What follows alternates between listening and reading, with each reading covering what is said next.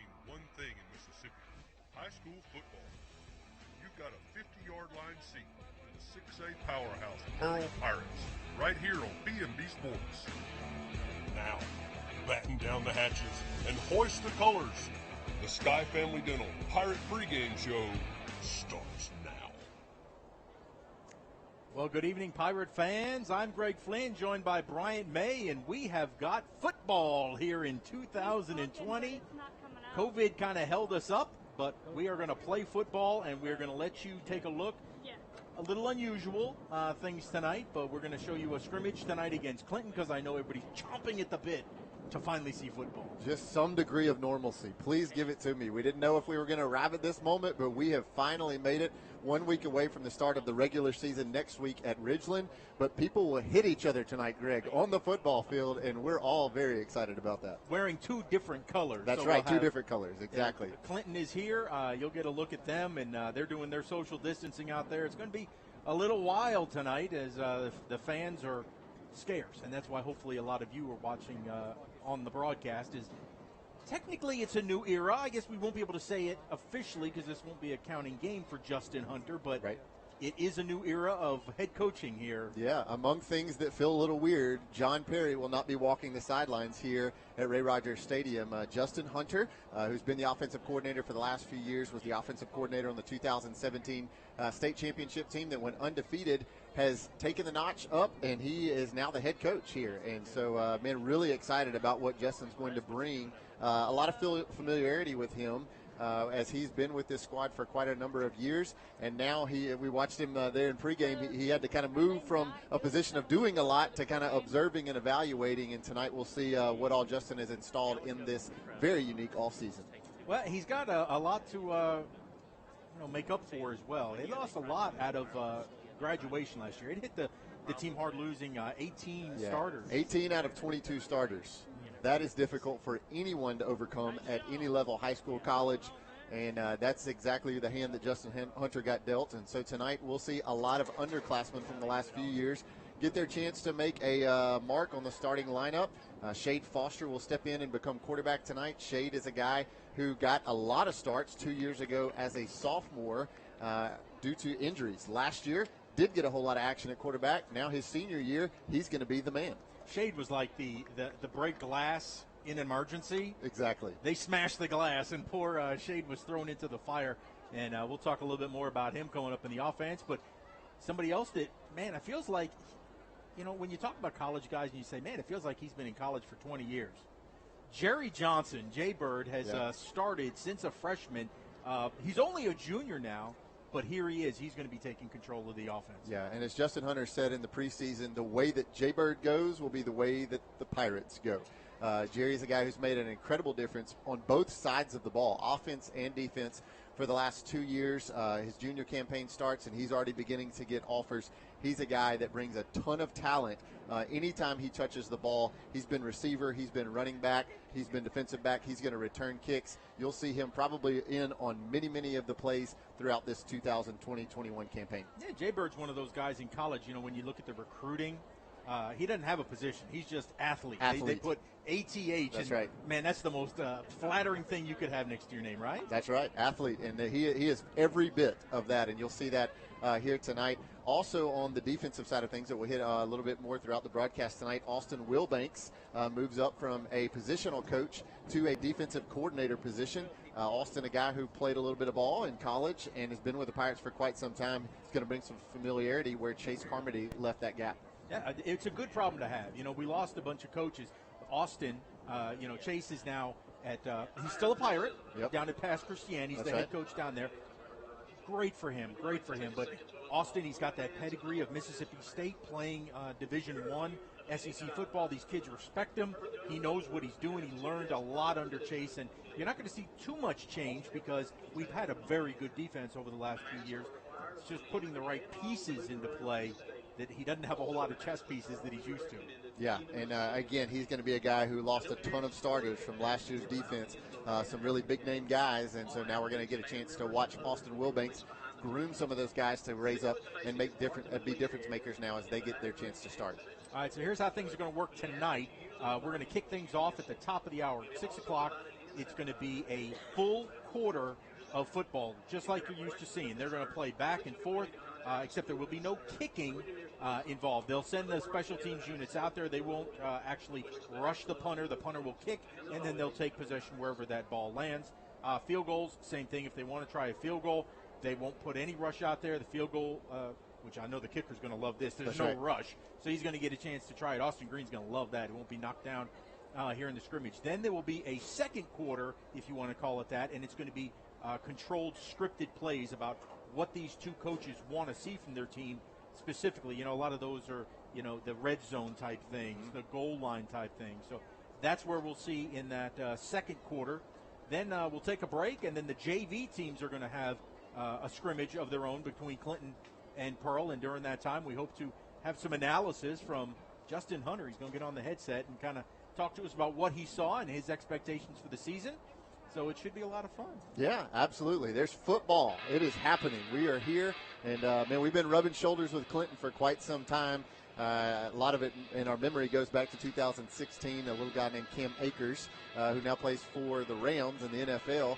And no shame in losing that game. That's right. And Starkville, that one did not go our way, but then, man, a year later we got a chance to take home the state championship. And so Clinton was the original beginning opponent for the 2021 campaign, but due to COVID, we did not have that game. Tonight we were supposed to be at Warren Central. That game not happening, but we have taken our bye date and filled that in with Warren Central. And so beginning next week, we're going to run straight football every Friday night all the way through about the second or third week of November. Well, let's hope December. But or how about December? We'll take it that far. At least the first week of December, but it's going to be fantastic as football is back.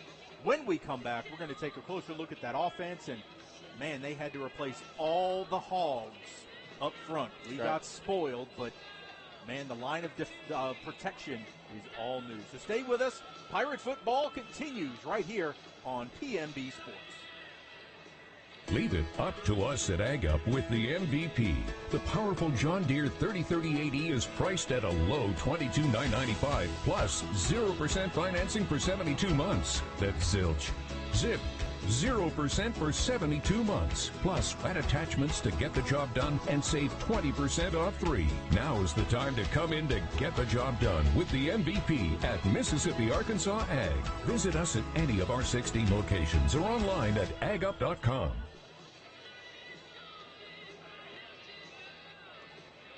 Think of the Pearl Pirates and one word comes to mind: pride. The pride they take in their efforts, the pride our community feels in their achievement. We're all Pirate boosters, and that's especially true at Bank of Yazoo. Proud not only to be a partner in education with Pearl High School, but also to serve the Pearl community with great financial options. So when you're ready to boost your spirits, come feel the pride with the Pirates. And when you're ready to boost your bottom line, come down to Bank of Yazoo. Bank of Yazoo, proud to be your booster for life. Member FDIC.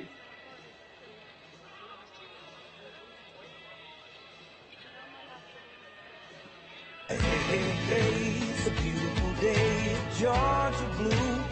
It's like a home-cooked meal. How mama makes you feel, that's what we do. Oh, yeah. The time is now to make memories with all your friends. We'll be living for you, so y'all come on in. This family around here, it's Georgia blue. At Raising Cane's, we are committed to safely serving you and your family the best tasting and highest quality chicken finger meals. This is very personal to me. I know how important it is to have a trusted, safe, and clean place to feed you and your loved ones. We will always go above and beyond all CDC guidelines, local government requirements, and industry standards. This is our promise to you. Cane's is open, and we're here to serve you our hot, fresh chicken finger meals and drinks through drive-thru. Go to RaisingCanes.com for details or call your local Cane's. Thank you for your continued trust in us. One love.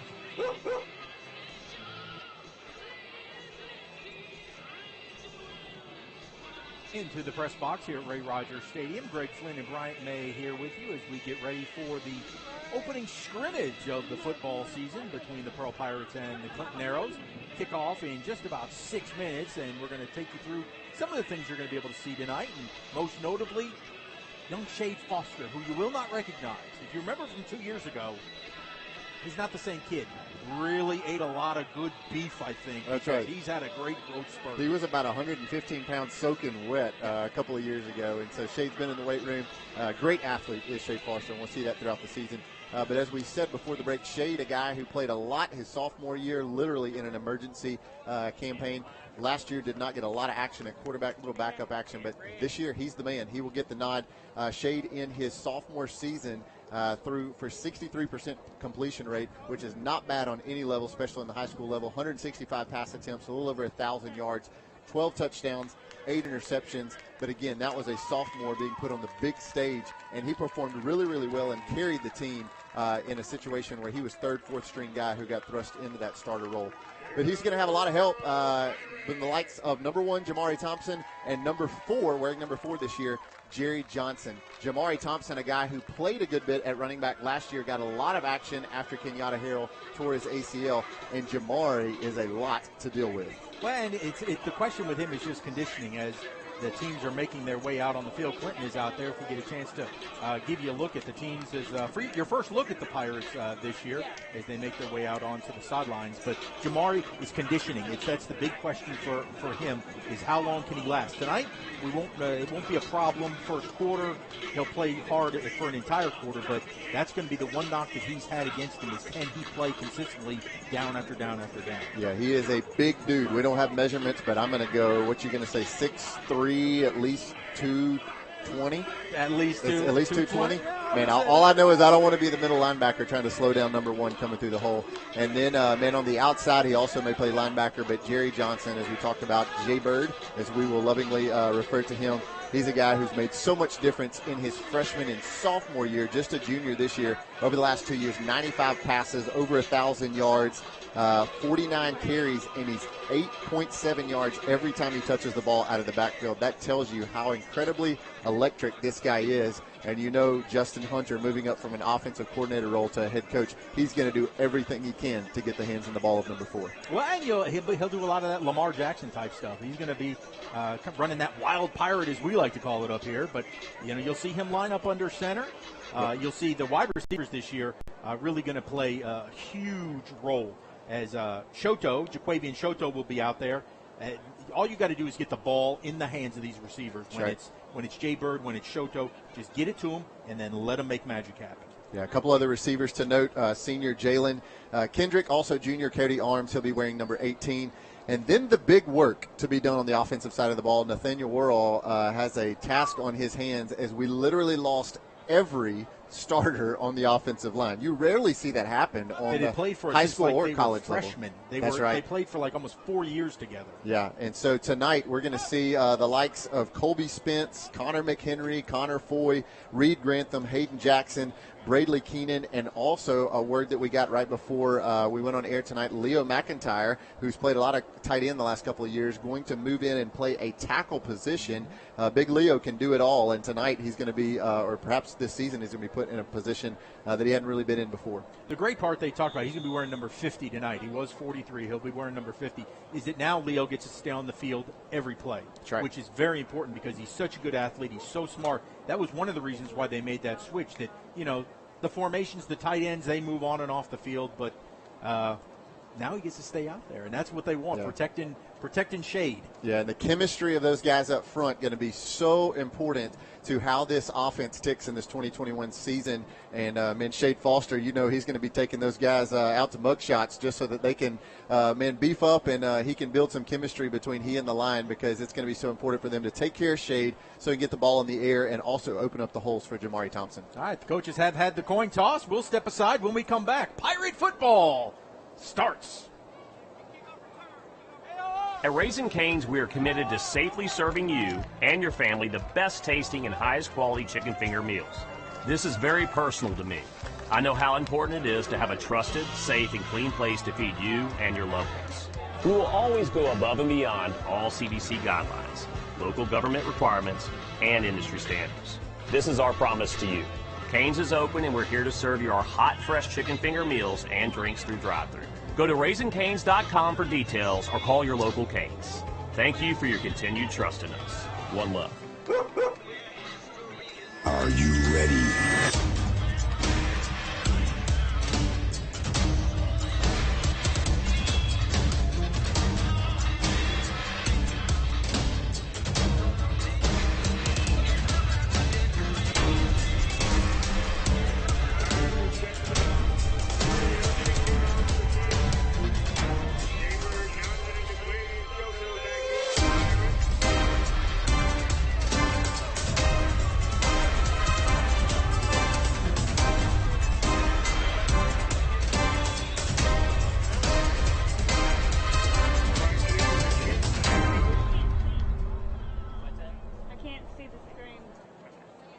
Well, the Pirates have won the toss and have elected to receive, so we get to see the offense first.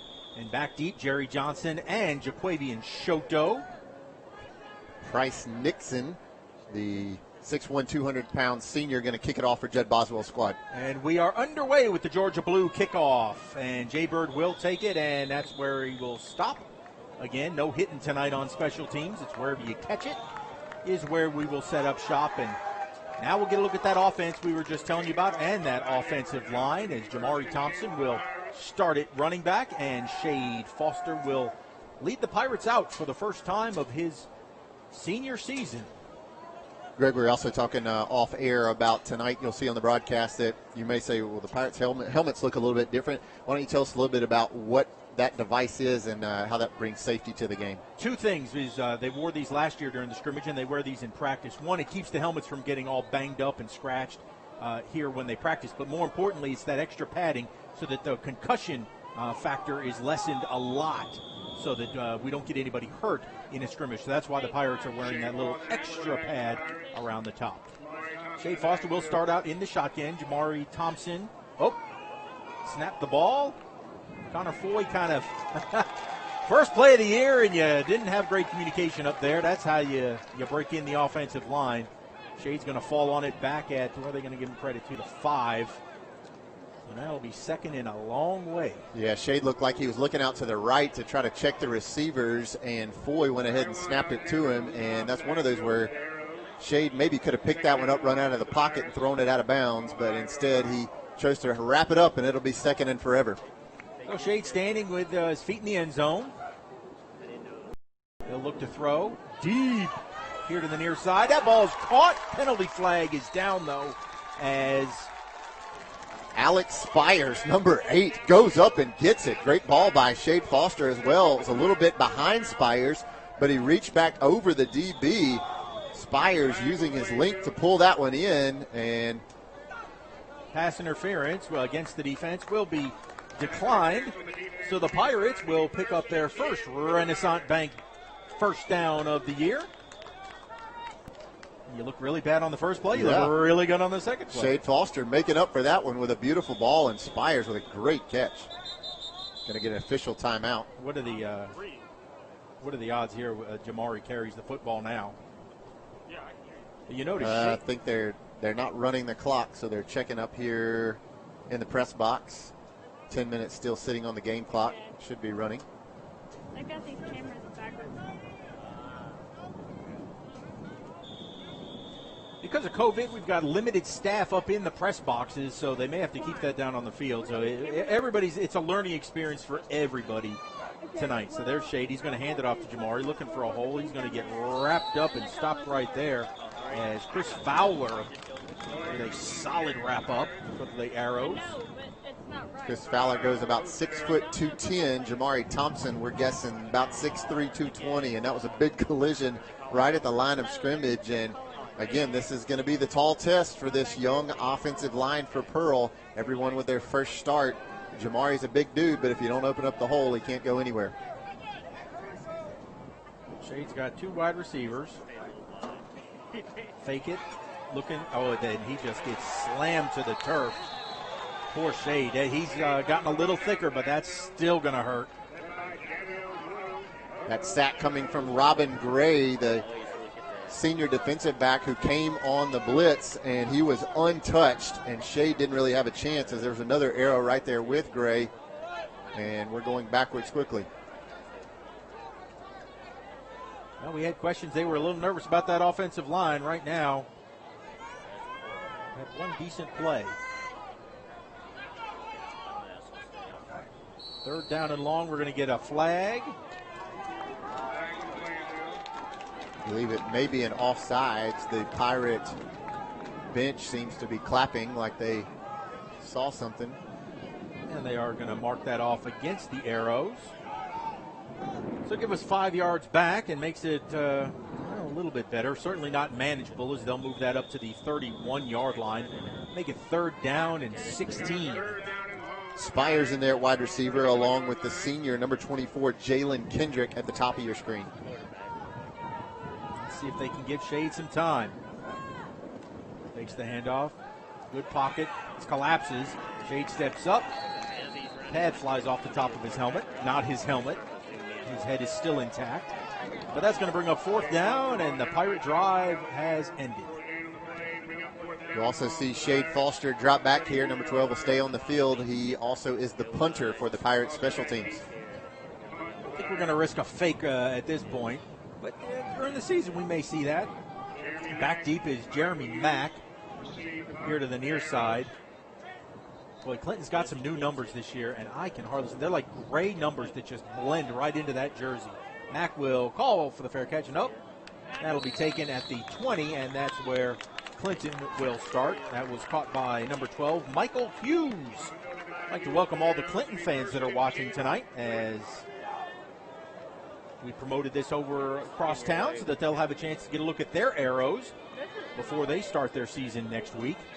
Rough start for Shade Foster at quarterback other than the big completion to Spires, but then he steps up, boots about a 47-yard punt on his kind of first punt of the campaign, if you will. I know we're still in the scrimmage tonight, but great-looking kick by Shade to flip the field for the Clinton Arrows. So now we'll see as Clinton heads back out, and So are they coming this way? Yeah, they're coming this way. Okay. Caleb Miller at quarterback.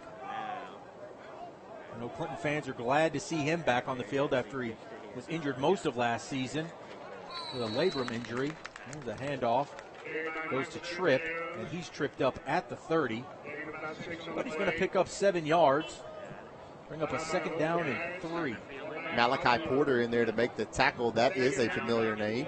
As we said, lost 18 out of 22 starters. Malachi got quite a few starts last year in there at that linebacker position to make the first tackle. Charles Stevens moved from his defensive end position. He's now playing defensive tackle. Oh, there's a little confusion. And poor Miller, he was just trying to make something out of nothing, and he got down quick. He's going to lose yardage back to the 26-yard line. Eluded a couple of Pirates after he picked up the fumble, and then finally Colin Love, the senior, number 19 for the Pirates, able to come up and wrap up Miller to set up what will be 3rd and long.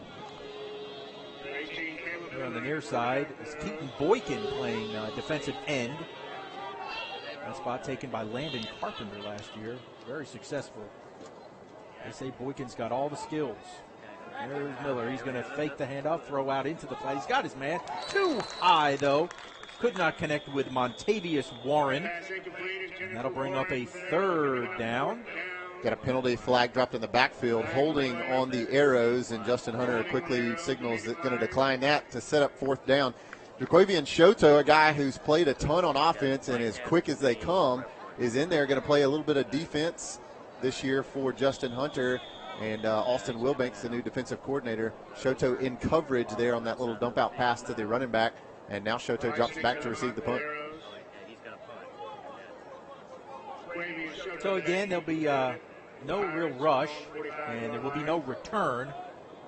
Well, this is like a kicker's dream. You just got to boot it away. This is where you should have the best numbers. Really impress the coach.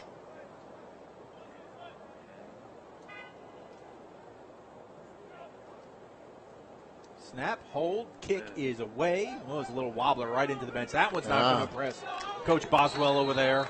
Yeah. They'll mark that in Arrow territory. They're still marching it off. 15 yards net on that punt. Yeah, wow. Bryce Nixon, the senior, not going to be real happy with that one. And it's kind of like a guy who is wide open in the flat, and all he's got to do is just catch it. And Bryce Nixon, not his best effort there to start this campaign. They spin that out right there at the 40-yard line, so the Pirates will have a short field to work here in the first quarter. Don't know. They're keeping the time on the field now, so we don't know how much time is left. We can guesstimate, but we'll see. Because they're going to play one full quarter, just like it is during the regular season, and then we're going to go into controlled plays. So Foster, first down, back to pass, looking to throw a little inside screen. That ball dropped. Flag comes down as Alex Spires was unable to make the catch. Looked like perhaps something maybe like a legal motion or so as they were running a little wide receiver screen. No, we're going to call a hold. One of these near side receivers, I'm going to bet, may have been on Cody Arms. I hate to call out a name if I don't have a fact, but he and Spires are the only two guys down here. And Spires was going for the catch. Arms was trying to throw the block. Yeah, I think Cody was trying to take on two guys at one time and trying to give Spires a little chance to get some room as he came back to the ball. Again, this is where we're working out the kinks. New offense. New everything, really, for the Pirates. As it is first down and 20. Foster back to pass looking. He's going to throw deep over the middle. No flag will come down. As that was Jalen Kendrick, who hit the ground, couldn't make the catch. Jalen's another one of the basketball players that has stepped up. Several basketball players now on the football team. DeAndre Kelly, number 1, the junior for the Arrows in coverage there on Kendrick, and really good coverage running step for step. Foster off the mark. Well, second down and 20. Clinton just going to rush 3, not going to show pressure this time. They're going to hand it off to Jamari. He had a little bit of running room there. He'll cross the 50 to the 47-yard line. That's going to make it a long Pearl Pool third down. We're diving into the deep end here. Out there on the line right now, Colby Spence, 72, 73, Connor Fuller, 55, Reed Grantham, Leo McIntyre wearing number 50, and number 60, Hayden Jackson, the junior. So third down and 17. Shade looking to his left. Happy feet, puts the ball up. Had his man. Ball's caught. Arms has it, and he's inside the 25 with a first down at the 22-yard line. What a big play, and actually that ball was thrown behind Arms. Shade Foster did not get everything on the ball that he wanted to, but it ended up being a great play as Cody Arms turned around, saw the ball landing short, reached back, grabbed it, and a big first down, Renaissance Bank first down for the Pirates. Pirates on the move. Thompson in the backfield. He will get the carry and plows into the line where there's nothing there. A little extracurricular. Looked like Hayden Jackson pushing through. He was going to stay on his block all the way downfield. But not a lot of running room there for Jamar. You know, we're spoiled in the past to have somebody like Kenyatta Harrell who saw the hole and you'd only had to give him a sliver. Jamari needs more space. Jamari's not what you would call elusive. He'll plow you down, but he's not going to slip through a tiny little hole. No second down. They'll try it again. This time he tries a cut back to the middle of the field. He'll get to the 20-yard line. But that will bring up a Pearl Pool third down. Looked a little bit like Jamari slipped there as he tried to cut back to the left. And as you said, Greg, we've been used to guys like Kenyatta Harrell who could hit the hole and or guys who cut on a dime. Jamari's going to be one that's going to run you over a little bit more. He does have speed if he gets out into the open field, but going to need these young guys up front to open up a hole so that we can see a rushing attack really flourish here in this season. All right, third down. Shade's going to throw it out into the flat. Ooh, that was almost picked off as Jaybird was out there. The ball thrown inside, and Jaybird did not run that quick slant. And that'll bring up fourth down, and we will get a chance to see Austin Green try a field goal. Austin very kind of up and down last year, hoping to have a good senior campaign. Shade Foster going to be the guy who holds. Good hands from the quarterback, and I believe Connor McHenry will do the snap. So a 37-yard attempt. Ball down. It is up for Austin, and it is no good. Wide to the right. Quick timeout. No score here at Pearl. Leave it up to us at Ag Up with the MVP.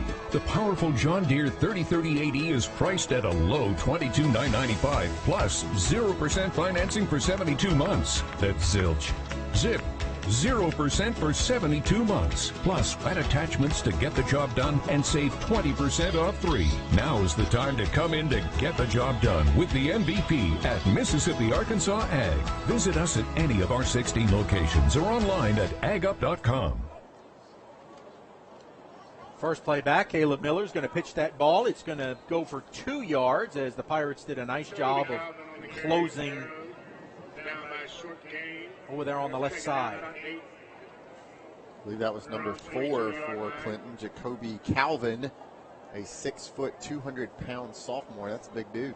Yeah, Nickelberry and Jackson in on the tackle for the Pirates over there on the right side of that defensive line.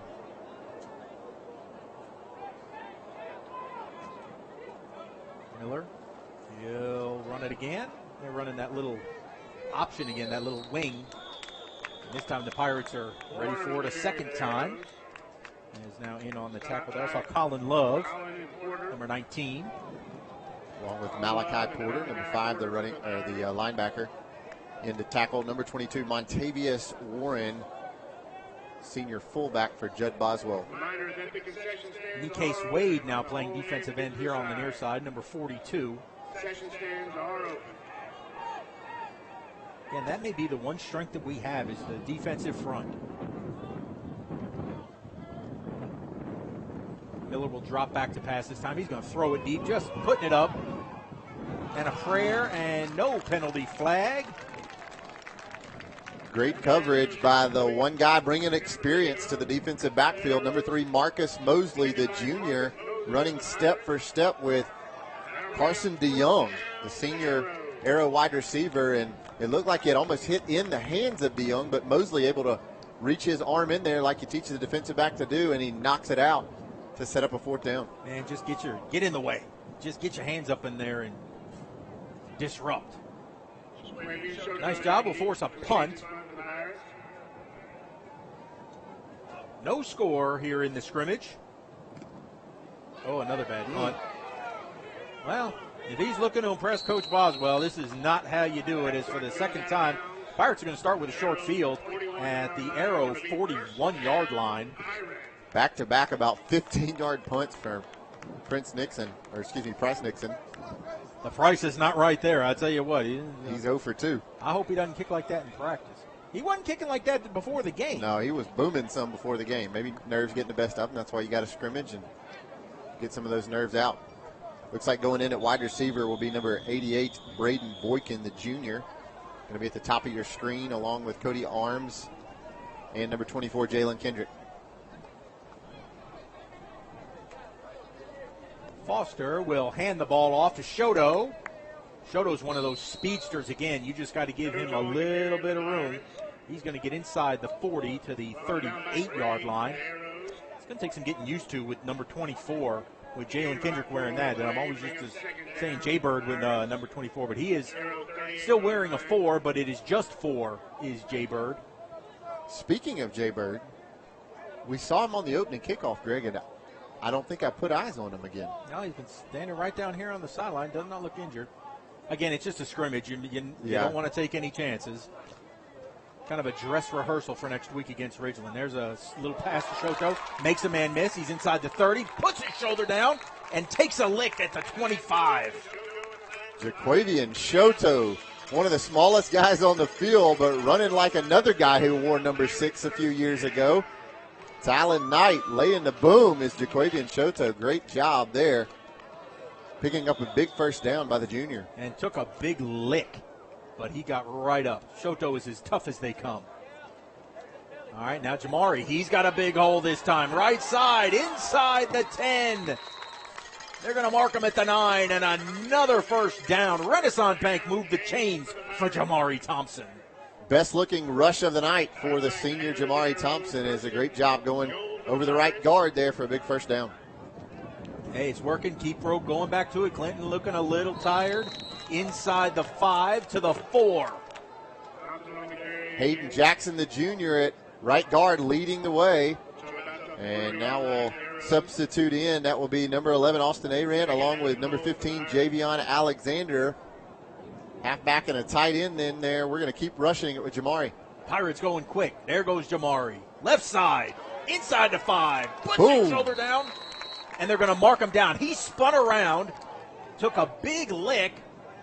Jamari not getting up either as he took a big lick and looked like he delivered one and also took one, and Jamari's laying across the goal line, and Justin Hunter, one of the first ones to be there along with the Pirate medical staff.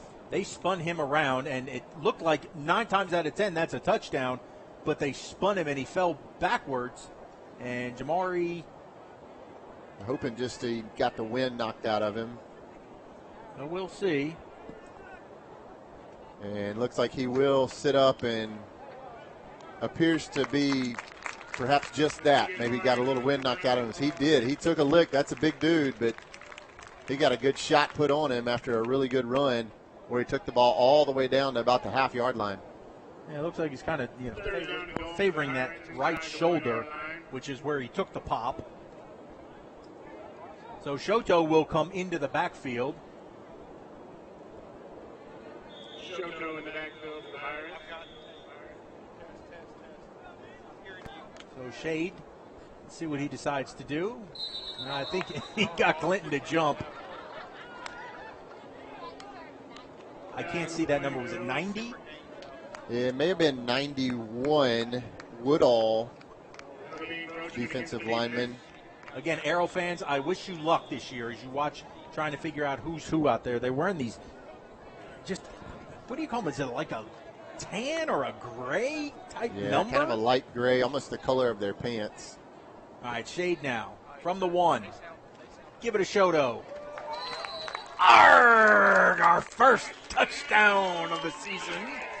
Shoto, showtime. Jaquavian Shoto not afraid to lower his head, and he crosses the goal line for not an official touchdown. It will go on the stats, but you know he'll count it in there. Great run by Jaquavian Shoto. A lot of the work done before that by Jamari Thompson, who came off the play before. But good job by the Pirates capitalizing on another kind of muffed punt from Clinton. Chicken fingers for everybody on that Raising Cane's touchdown as Austin Green puts the extra point up, and it is good. And the Pirates take the lead 7-0 here in the first quarter of the scrimmage.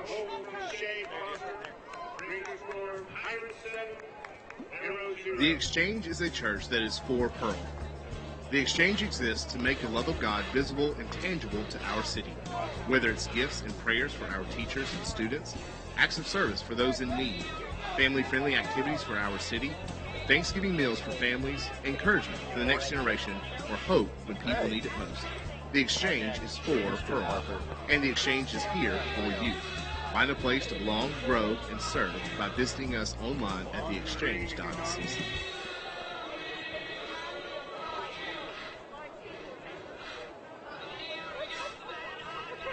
All right, Austin Green's about set to get our Georgia Blue kickoff. And we are now joined, we are blessed to be joined for the first time this season by the professor. Mr. Roy Harper is with us. Good morning, guys. Or is it still morning? Well, you've been teaching all day. Did you go home and take a nap? I wish. We had a little practice this afternoon while I'm running a little late. Oh, he's the volleyball coach, too. We forgot to tell you, folks, if you forgot from last season.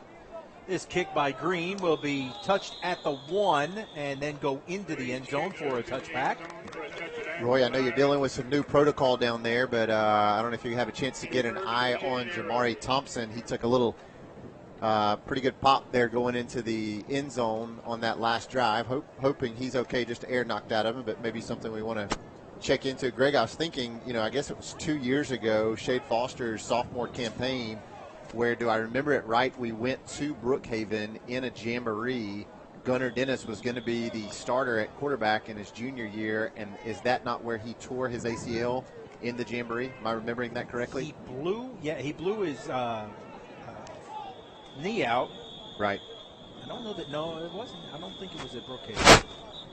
Well, I guess what I was trying to remember, was that a jamboree game? No, it was that the first game of the season? It was a jamboree, and that's when we lost. That's how Shade wound up getting in, was because Gunnar, and then we had other injuries that right. They just said, okay, Shade, it's all yours.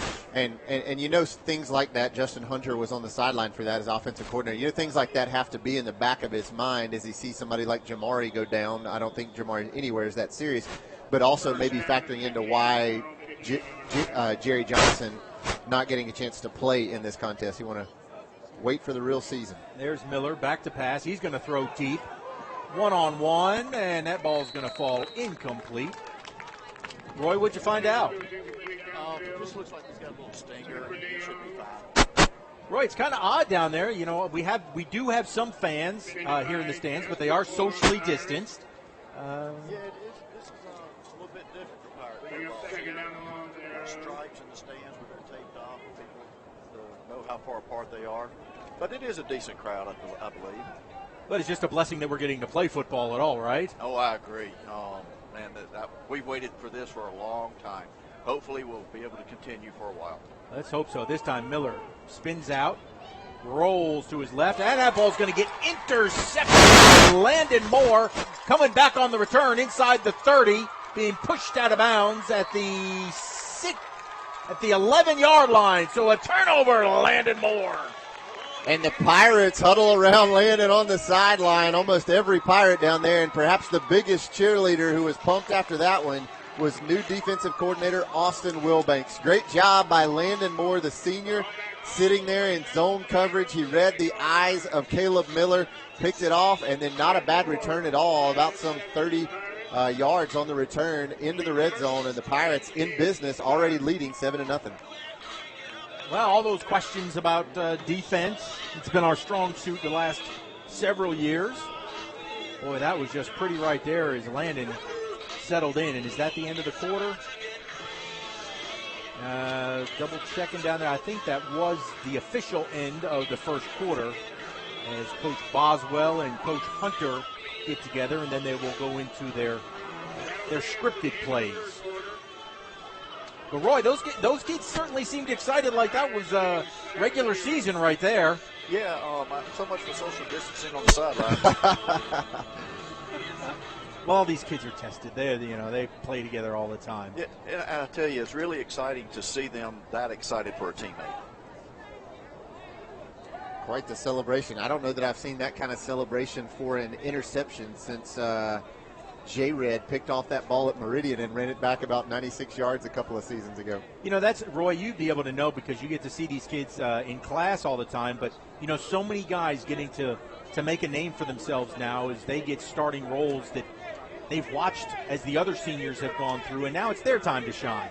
Oh, yeah, and they're so excited to see them in the classroom, and they are, even though we only see our kids one day a week for the past 2 weeks because of the schedule we're on, their excitement is it's hard for them to hide in the classroom. So hopefully most of the teachers have been like me and just reveling in their excitement with them.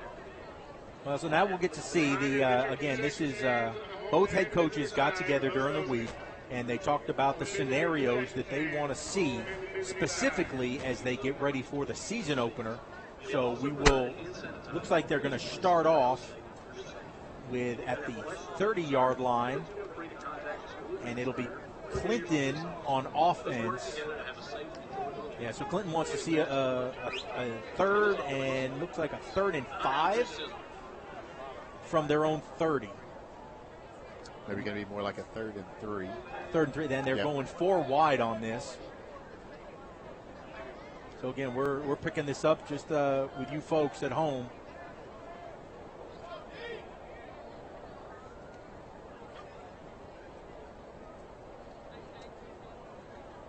Let's see where they want to move the chain. Now they're moving the chains on the far side. Coach Boswell didn't like where it was, so he said, all right, let's move it. So it's going to be a 3rd down and 7. So they want to see a 3rd and long. As Miller again has 4 wide, 3 here to the near side. They're going to try and run that ball right up the middle. Pirates are there, ready for it. Malachi Porter. Big Charles Stevens closing up the hole. That's a name we'll call a lot, has been called a lot over the last year or two. Landon Moore just had the interception. He came all the way in there, too. He's fired up. And Landon was coming on a safety blitz there on the right side of the line. And he and Colin Love Now they're going to do a 4th down, 4 wide. And we'll try and run it again. Sweep here to the near side. Nice job by Malachi to stop that up. And look at Terrence Robinson, the assistant coach of the defensive backs. Slightly hyped as Coach T-Rob. All right, so now we'll reset it again. Again, this is just a great opportunity to run this against somebody else and not your own team.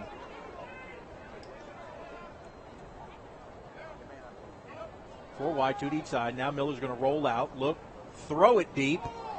That's to nobody. He was pressured and knocked down by Charles Stevens yet again. Coming through the middle of the line, Big Charles. It's going to be difficult for offensive linemen to hold him down. Well, the interesting part was that Charles liked playing the defensive end because he is pretty quick, but they moved him to defensive tackle because they think that's where he fits best, and he's really relishing the role. Charles is just a great teammate. He will play wherever you want him to, and he will just go get you. He's one of the guys I believe we talked about last year, some of the strongest hands on the team, and something you got to have if you're playing interior defensive line. All right, so now a 4th down and 8. Miller's going to throw. He gets knocked down. That ball's to nobody. And poor Miller's getting beat up out there. Jeremy Jackson, a name that we'll call, the guy also in the middle of that defensive line along with Charles Stevens, that time in the backfield, along with number 25, Justice Moore, and number 87, Keaton Boykin, the sophomore, who is playing defensive end right now. So they're going to run it till they get this right. 3rd down and long. Pirate defense has just been stingy. Now they're going to try to run it. A little bobble there. And that's going to net 0 yards as just barely getting back to the line of scrimmage. I never coached football, but if I'm Judd Boswell right here, I've run 5 plays on 3rd and long. I don't imagine he's happy. They have netted about maybe a half a yard across 5 plays. Great job by the Pirate defense in that situational set there. And looks like we're going to get a chance to see Shade Foster in the offense for a few plays. Yep, now they'll rotate it over. The Arrows, well, they have a lot to work on. Judd's got a good piece of film to go back and play to his offense. And we'll see what situation Coach Hunter wanted to see here as they'll set it up.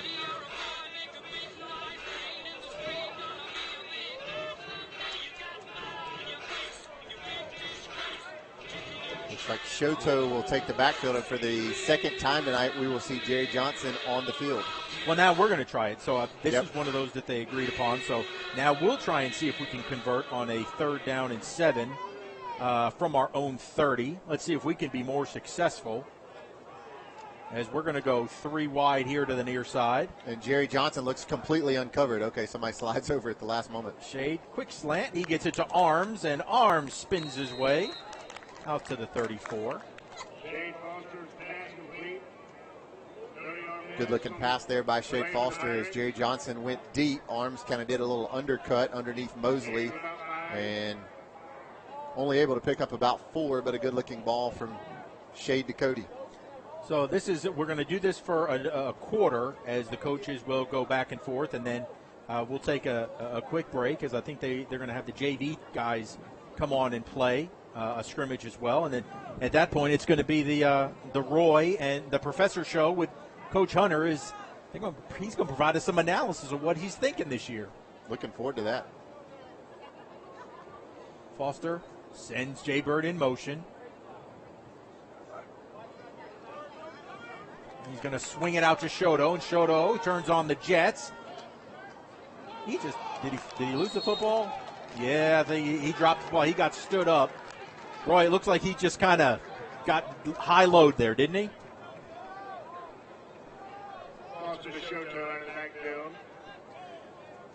Shoto is just strong for his size, is he not? Oh, he's amazingly strong. One of those guys that fools you. Reminds me a lot of Dylan Kelly. Yep. Roy, you remember Dylan?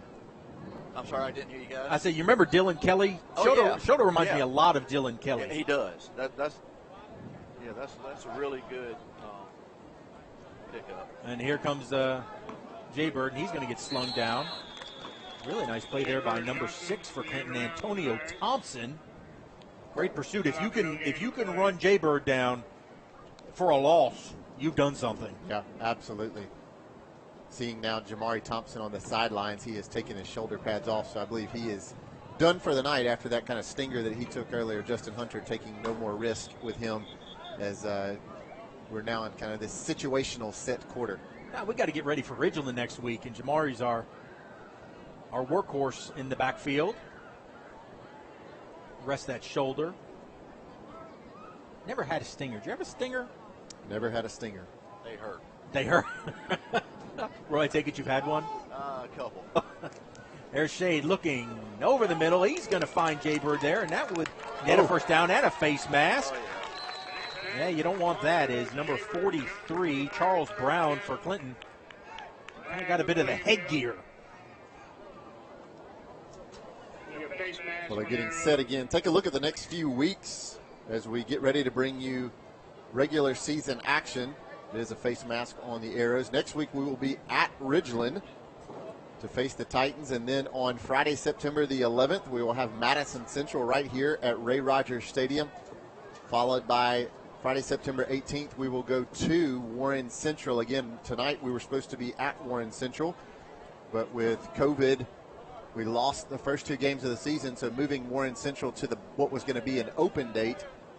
And we will travel there on Friday night, September the 18th. Back to that 3rd and long again. Shade steps up in the pocket. He's going to run, and then he's going to wisely get down. I think during the regular season he might put his shoulder forward, but tonight there's no shame in a slide. Yeah, I believe there were strict instructions to get down in any scenario just like that. Austin Knight, the junior running back, was in there on that play as well. And that was relatively flip sides. I think that was relatively successful. Yep. I think 4 out of the 5 were positive plays. And we'll see what old Coach Boswell wants to do with it. Hey, Roy, the other thing that's interesting down there is that not only do we have a lot of new players, but the veteran players that have come back, your upperclassmen that have played, they're having to get to learn new coaching staff as well. As we brought on Jonathan Worrell, Adam Cook, James Johnson, Corey Edwards, and Jamario Winters. Yeah, they do. And let me tell you, these coaches have, in just a short amount of time, have really gained the trust of these players. They see them in the hallway, man, they're coming up and high-fiving and got their own little handshakes that only they know and all that. It's really cool to see the coaches interacting with them that way.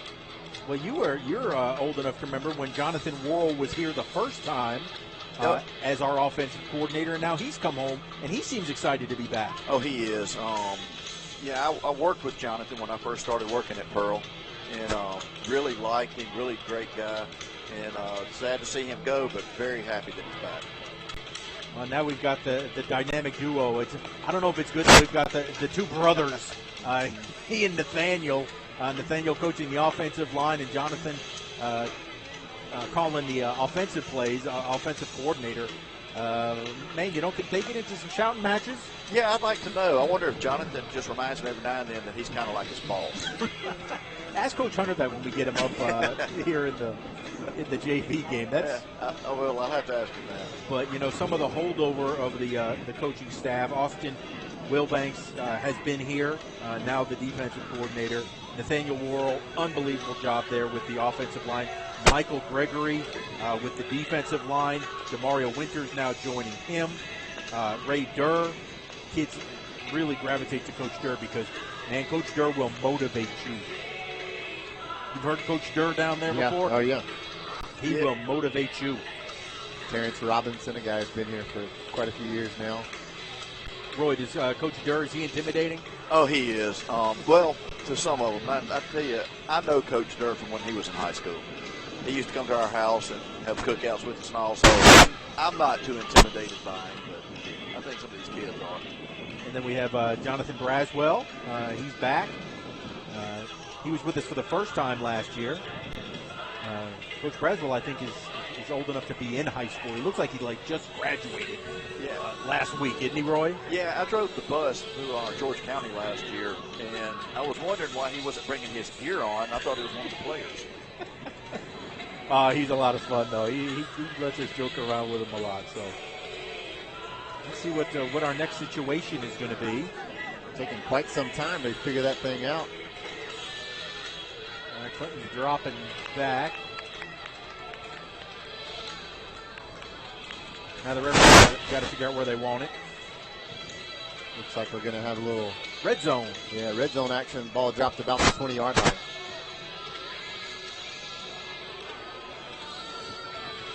All right, so Clinton will have it on the 20-yard line going in.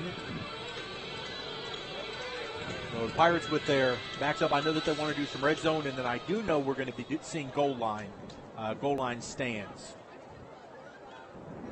So I think that's probably what will happen. We'll see some red zones and then goal line, and then that'll be it for the varsity. So let's see how Clinton can do this time as Miller leads his arrows out with a first and goal from the 20. A little inside slant. Early whistle there.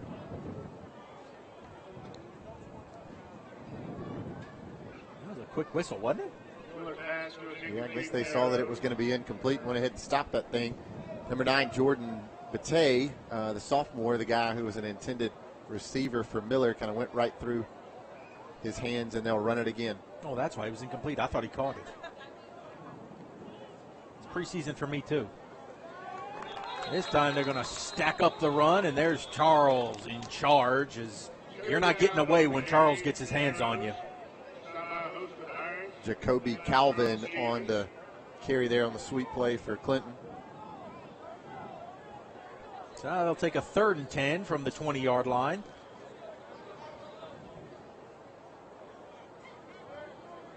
Miller with 3 wide receivers, 2 here to the near side.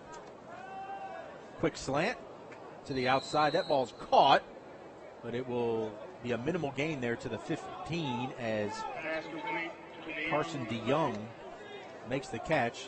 Thrown a little bit behind him, couldn't hit him in stride. Good job by DeYoung, turning around, kind of digging that one up from the turf, able to get his hands underneath it. And they'll continue to play it out. Down marker says 4th down, about 5 to go, but again, just a situational set here. Pirates blitz. That's a good play right there. Throws the screen pass, and that will net a touchdown for Clinton as number 4, Jacoby Calvin, takes that in. Boy, that's a blitz buster right there, isn't it? Yeah, Pirates came on the blitz, and Boswell and the Arrows had a little screen pass called, and it was the perfect play for the defensive set that was coming their way. And Calvin takes it, runs over a Pirate defender or two, and plunges into the end zone. First time that the Arrows tonight have made it into pay dirt. Again, here in this situational set. Don't know how much value you put on that, but Judge Boswell has to be happy with the way that play was executed. Well, I mean, that's one less time they'll get yelled at. I mean, when they're watching the exactly. film. It worked. There we go again with the kickers. The kicker, they always are so strange. He's got the bright orange cleats. You know, we had Kay Davis who wore the neon green. Yeah. And now, if the lights go out, we know everybody runs to the kicker. They're artistic, right? They have to there's something. Express themselves. So Nixon's kick is good after a couple of difficult punts earlier, able to stick that one through. And now the Pirates will go on offense. You imagine we'll probably run maybe the same thing. Yeah, I think that started at the 20 that they've agreed to, and that we'll run some red zone, and we'll see if we could score. Nice if we could score on the first play.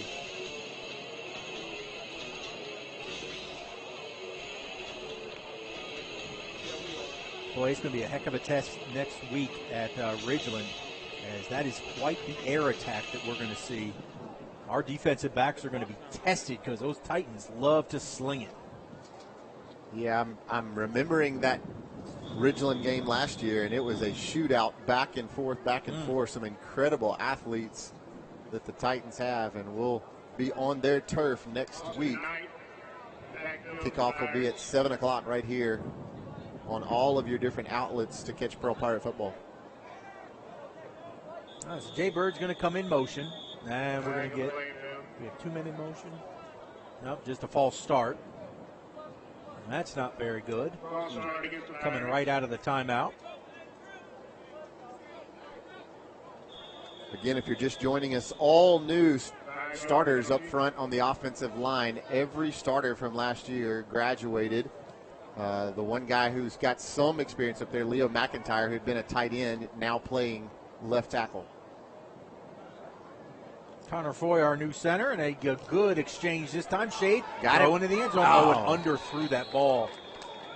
Just underthrew it as Spires had beaten his man.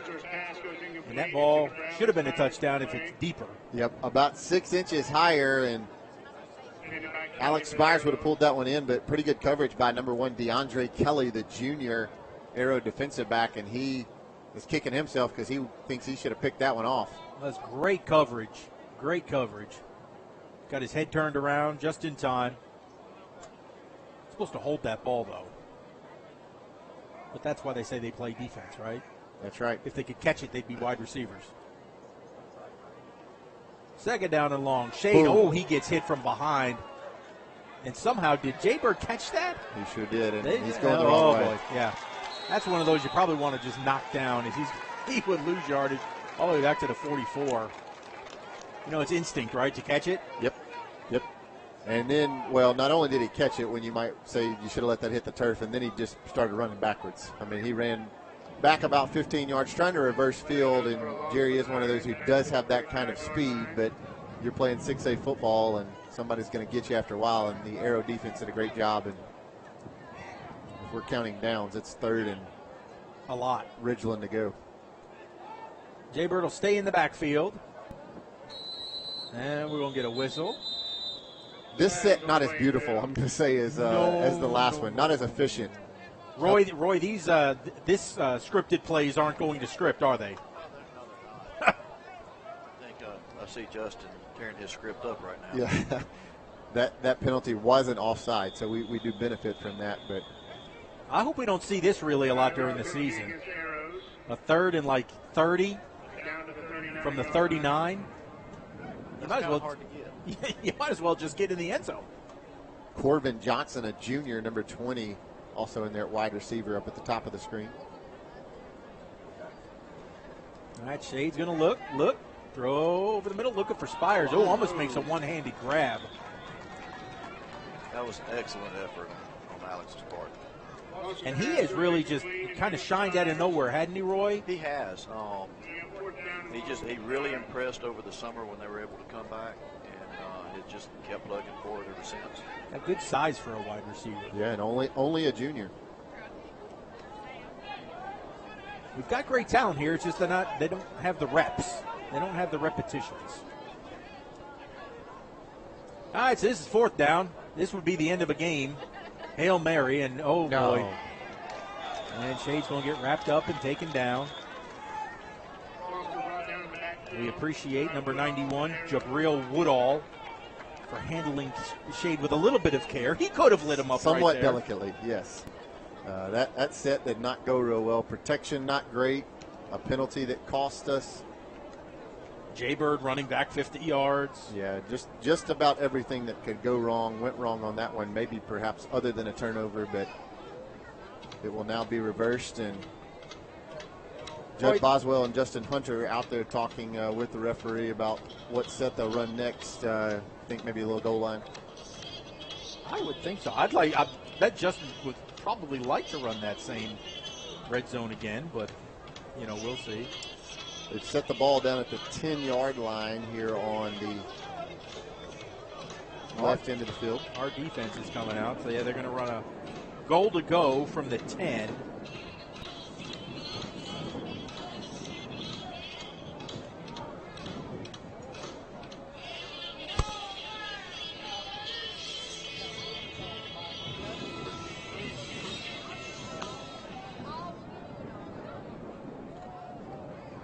Let's see what Miller wants to do.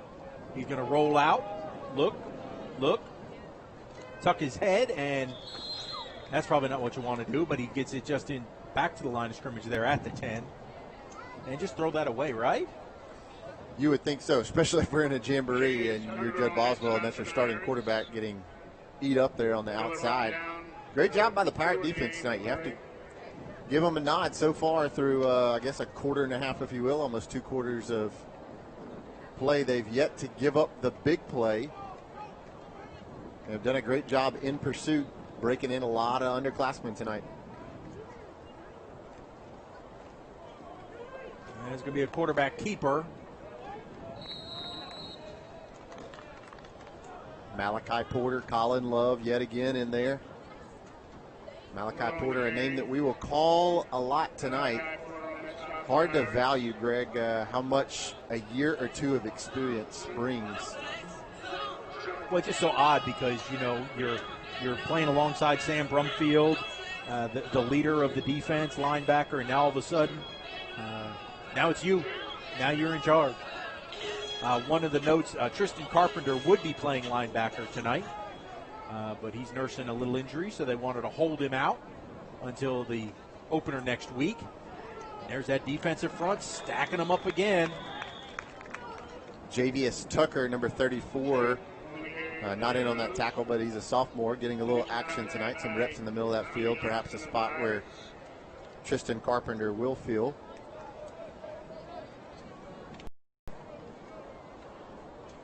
So that would be 4th and goal, and we'll see. Oh, now they're going to set up for a field goal attempt.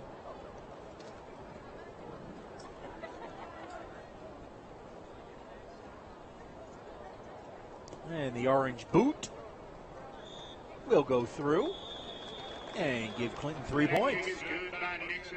These jamborees, Greg, typically something that we've seen done with 3 teams. I guess last year we were at Northwest Rankin, and you had Brandon, Northwest, and Pearl all together, and they kind of rotated through the quarters.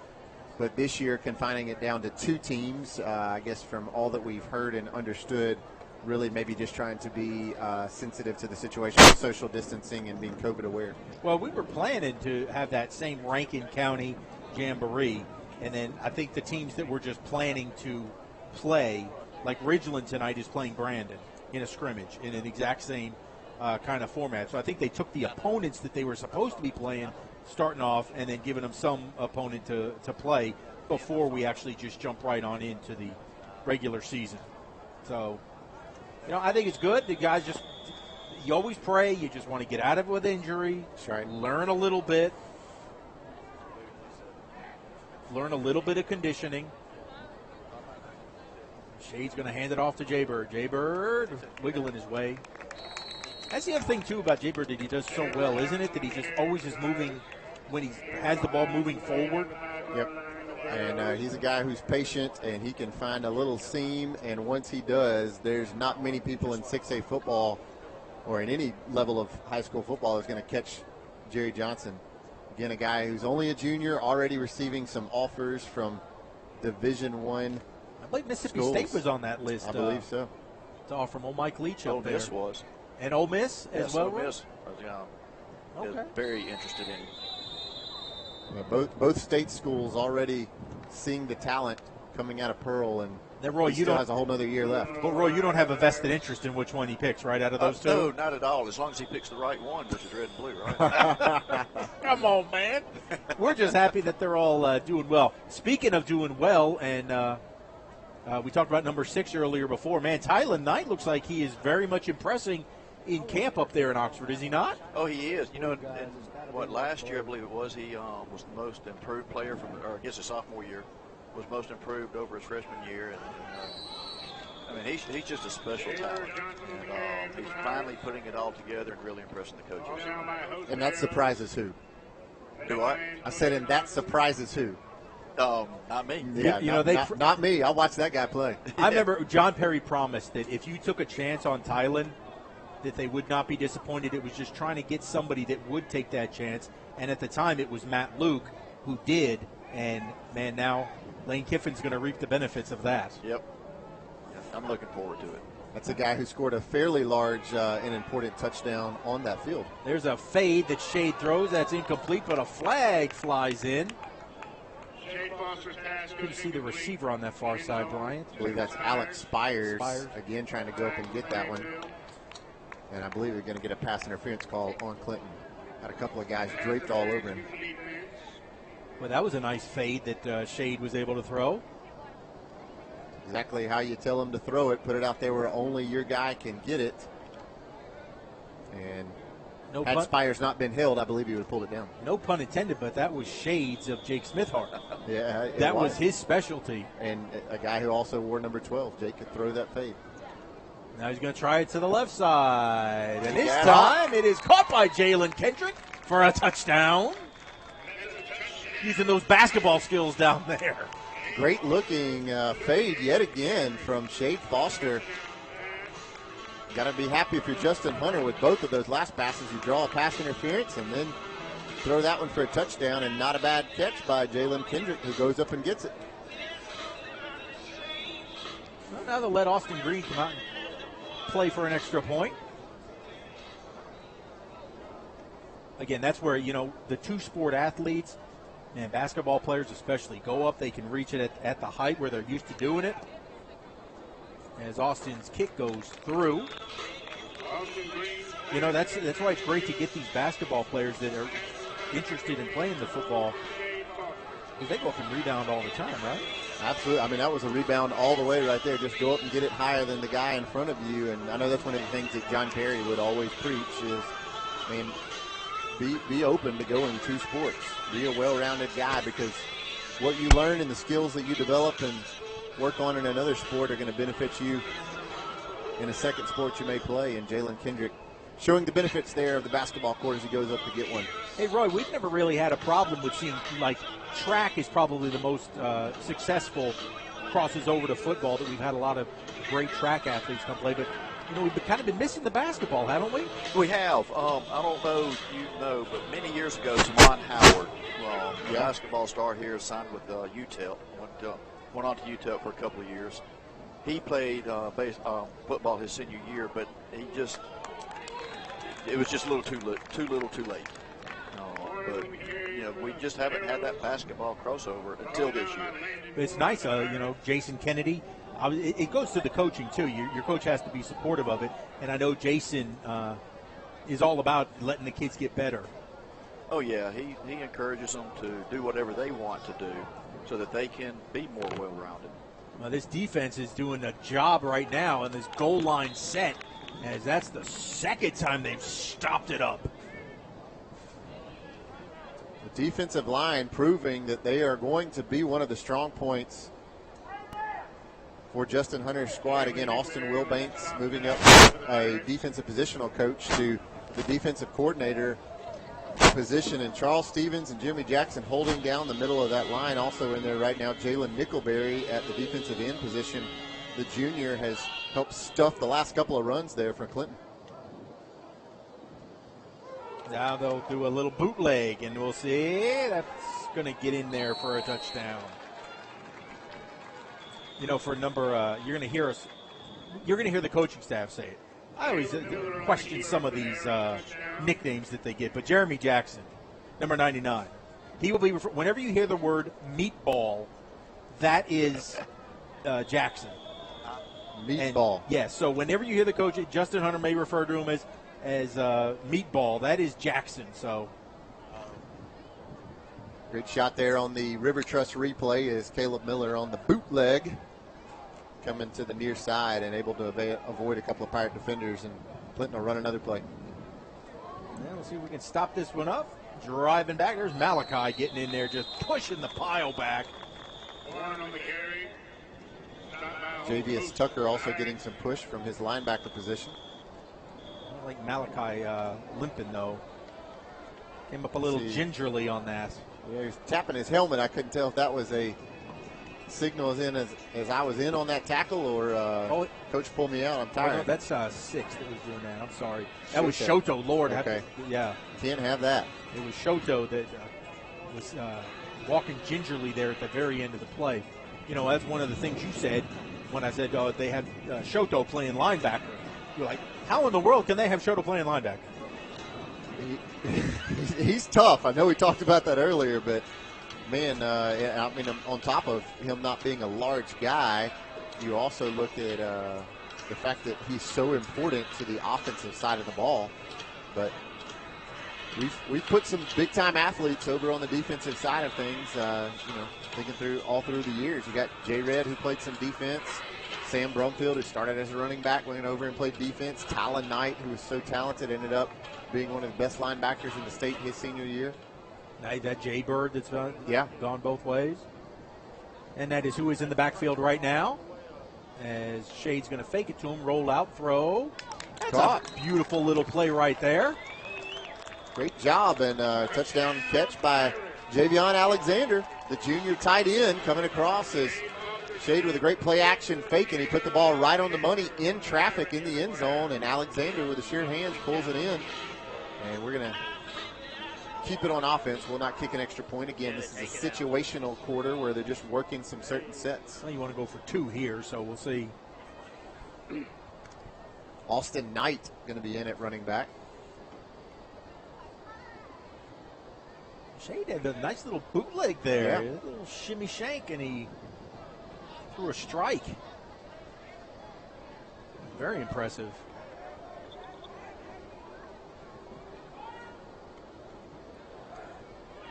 And Clinton's going to jump off sides. Tell you, one of the toughest things to do, we got spoiled with Caleb Cottier, was a great center for so long for us. And now it's up to Connor Foy. Yeah. It's interesting. Connor McHenry is a great long snapper. And I just thought it was a given that he was going to be like the starting center. Mm-hmm. Apparently, it's a completely different. Connor snaps it so hard that they're worried about up underneath the shorter snaps that he just can't get that down. He's one of the best long snappers in the Southeast. Yeah. He's grown into that. Learned that from Dylan Hayes. Yep. But that's why he's not playing your quote-unquote center. So for your Pirate fans out there that are asking, well, they know Connor McHenry's just fantastic. Connor Foy has better touch right now in getting the ball back to Shade. Not that I've ever snapped for anything that ever mattered, but it's a little bit of a different way that you hold the ball with your hands. I mean, if you're snapping to a punter, you want a hard, tight spiral. And if you're snapping to shotgun or somebody under center, you're going to hold that ball probably with just one hand, where typically I believe most long snappers are going to snap that ball with 2 hands to get a tight spiral. Oh, and McHenry, I think, would take your hand off. Yeah. There's a run. It is, oh. Got planted right there. I believe that was Austin Knight on the carry, and he was met rudely there in the middle of that defensive line. Number 90, Cavett, 6'1", 240-pound defensive lineman, picked him up and set him back down, as you see there on the River Trust replay. Jay Bird wanted back in the game, and initially the coaching staff said, no, come back in depth, but then now they're letting him go out there at wide receiver, so he'll set up in the slot. We're 4 wide with Shoto in the backfield. We're going to go 5 wide. They're trying to figure out who's going to play running back. You got Shoto and Jay Bird. Right now it's just figure out how do you get the ball in the hands of Shoto or Jay Bird. That's right. Doesn't matter how they line up. Just figure out how you get it to 6 or 4. Going to be single coverage. Jay Bird, now he'll come in motion. Flip pass. There's a little flip. Jay Bird trying to turn the corner and will not. Just not enough blocking here on the near side. You got to chip a couple of people, and that's a play that we have seen. I can't even count how many times over the last few years. Roy, that's hard to run, though, into the near sideline. It needs a lot of space. It is. It's hard to make that corner, especially with the speed that Clinton looks like they have.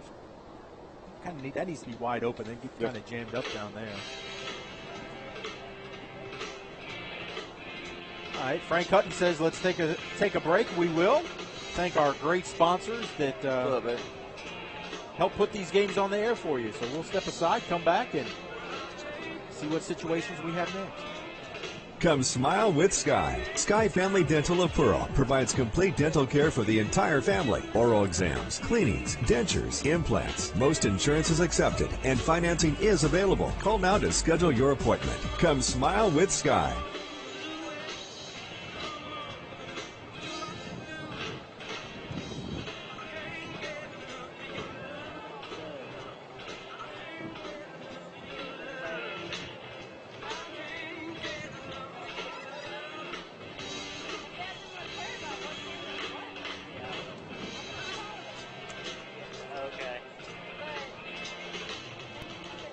Come smile with Sky. Sky Family Dental of Pearl provides complete dental care for the entire family. Oral exams, cleanings, dentures, implants. Most insurance is accepted and financing is available. Call now to schedule your appointment. Come smile with Sky.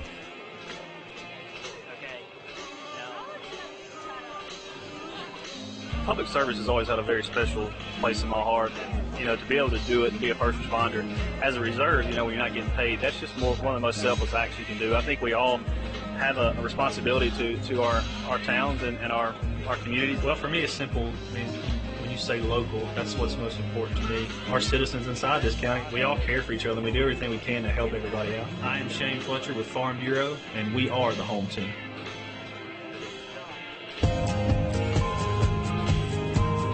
It starts out as one of those things you're going to do one of these days. A new town, a new adventure.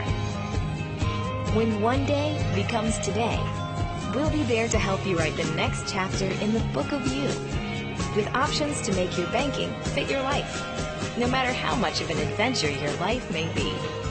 Trustmark, people you trust, advice that works.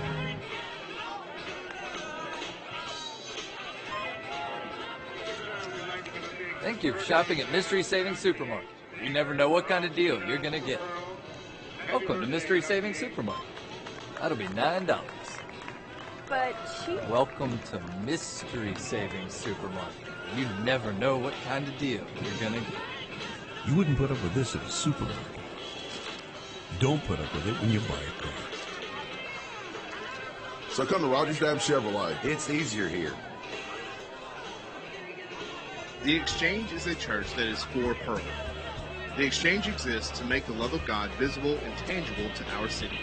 Whether it's gifts and prayers for our teachers and students, acts of service for those in need, family-friendly activities for our city, Thanksgiving meals for families, encouragement for the next generation, or hope when people need it most.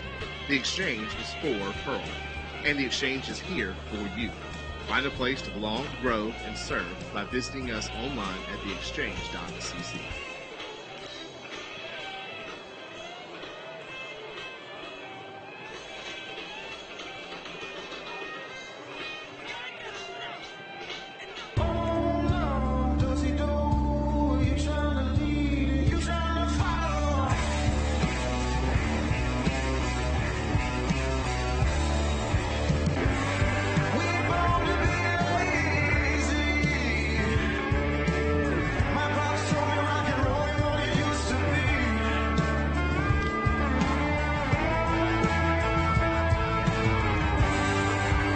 Renaissance Bank, understanding you. Check on his player, so it may be a minute, guys. Okay, I see him. All right, welcome back. We are now into the JV portion, and Griffin Dennis just got lit up and got slammed to the turf through an interception that was returned for a touchdown, but they're going to have a penalty against Clinton, so that's coming back. Wow. I believe, there's the replay. Yeah, the River Trust replay. If you're Griffin Dennis and all that comes back, man, you're grateful. But he is walking off the field with Justin Hunter. Looks like Andrew Arant's going to come in and step in at quarterback. Griffin took a huge shot. Well, that was really quite something. That was, you could tell that was not a bad injury. You know why? Because his family's sitting right here. Gunner Dennis, his older brother that played quarterback here, his dad and his mom. Nobody got up with concern for for Griffin. Is it that they're used to that football stuff? That is, they're used to absolutely seeing that. That was, wow. That's how you can, I think, gauge by a football family. As we're going to get Justin Hunter hooked up here. All right, so we're going to get Jamari Thompson or he's wearing coach's headset? Oh, okay. There's Justin Hunter. Check. Good evening, Coach. What's up, fellas? Hey, let me tell you something. How is Griffin Dennis when you just went out there? He's good. He took a shot right as he let go of the ball, right in the head. He says he's fine. We just got him over here, make sure he can walk straight and everything. I can tell you that I knew it wasn't a bad injury because right below us is his family. Gunner didn't get up. Mom didn't get up. Keith Dennis's dad, they just knew We've been there, done that before. That's right. He's a tough kid. He's going to go back in there. I just told him, he did take a pretty good shot. He was blinking a little bit, and I think they got the guy for helmet, so pretty good shot. All right. Well, more importantly, so kind of break down what did you think of the first quarter full play action? Man, I thought it went good. I thought both teams got after it really well, and we stayed healthy for the most part. Mark's got a little stinger down here. He's fine. Obviously, he's not playing no more tonight. He's smiling. He's actually wearing my headset right now, talking to the coaches. But he's fine, and that was the priority, I guess you could say, would be just to get out of it healthy. And some of our question marks, just trying to see, can they play, can they do it at a high level, and I think we got a lot of answers and some great film to go back and watch. What did you learn from your offensive line tonight? Man, just young, gritty human beings. You know what I'm saying? They follow their leader, Coach Worrell, and they are very intense and very physical, and they will get after you. They just need some experience. I think that is the biggest thing they are missing is just that Friday night experience. So I think that quarter, half, whatever you want to call it, was really big for them. Coach Bryant May here. How happy were you with your defense, especially that defensive front, and how many times they stuffed Clinton there, especially in that situational quarter? Man, we got two dudes in the middle that I think are pretty darn good, and Meatball and Charles, and we see that every single day in practice. I've got a lot of gray hairs the last couple weeks trying to figure out how to block those guys. Andre went trying to make a play. Dude from Clinton does a great job, makes a tackle right there. He was trying to make a play out the pocket. Never get mad at that. But yeah, defense played their butt off, and they've been doing that every day in practice. We're a little undersized and again inexperienced. I know I always use that word, but I feel like they got after it really, really well and competed really well. The big question I think a lot of people had was we were shocked to see Jaquavian Shoto playing linebacker for his size. Right. How did you come up with that? I promise he's a lot bigger than his size. I can assure you of that. He's playing that Tyler Knight position from a couple years ago, and he ain't that much smaller than Tyler Knight. He's a little stick of dynamite's what he is, and we have to have him on the field. He's got to play defense. He's got to play offense. That's just how it is. He's electric in a bottle, so he's got to play as many reps wherever we can get him. He played a lot on offense tonight as well. Now, being the offensive coordinator, evaluate the play of Shade Foster for us. Man, played great. Made good decisions. I know people in the stands like, throw the ball. Well, he ain't supposed to throw the ball if they're not open, and that's he took a couple of shots, but he did not turn the ball over, and he made some great throws. Alex made a great catch early with a great throw. Only he could have caught the fade down here in the end zone to Jalen was a great throw. Even the little dump off to Shoto over here on our sideline was a great throw. He didn't try to rush anything. He just dumped it off and let his guys make a play for him. But just his leadership the whole time was great. Even there on the sideline, he was constantly on, being very, very positive with everything. It's just a super kid. Coach, talk a little bit about, you mentioned Alex, talk a little bit about Alex Spires, a name that we hadn't heard a lot in the last couple of years, but did a great job, great-looking athlete, made some really good catches tonight, and almost had a couple others that he pulled in. Right. I think he's primed for a big year. He had a great offseason. He was in the middle of really, really packing on some weight. When we got out of school, he put on 10 or 12 pounds of muscle. And if we would not have had that, I think he'd be 10 or 12 pounds heavier if we would have got to lift the entire time, because he was really, really working his tail off. He got hurt last year, I want to say the second JV game, broke his finger and a bone in his hand. So he was good throw. Look at there, there's Griff, get back in there. Brady Boykin, who we're expecting a good year out of, making that catch. But yeah, Alex, we respect a lot of him. He's our go-to guy right now out wide. He's very lengthy, can run really, really well, and has a knack for going up and grabbing the ball. Super excited about him and his future, though. Well, and you mentioned Jalen Carter. What a great jump ball he had.